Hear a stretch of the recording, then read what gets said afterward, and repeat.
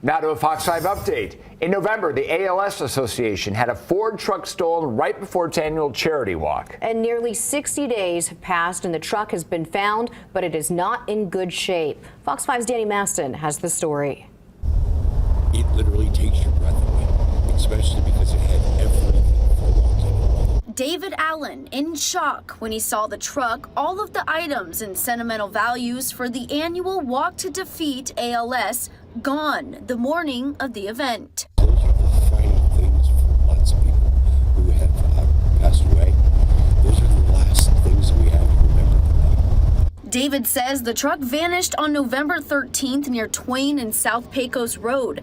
2 months later, Metro Police found it roughly 1 mile from his home on January 10th near Twain and Boulder Highway. Amazing. Amazing. I actually had to call into I'm amazed. David says the truck now looks completely different and was returned to him with damages to both the inside and out. There was a full camper show that covered the back of it. So it's just gone. Also still missing those sentimental items from ALS patients that have passed.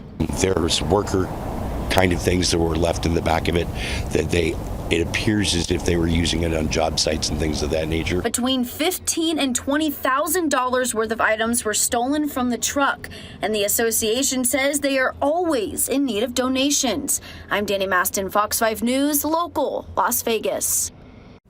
And we have a link to make a donation to the ALS Association on our website, fox5vegas.com.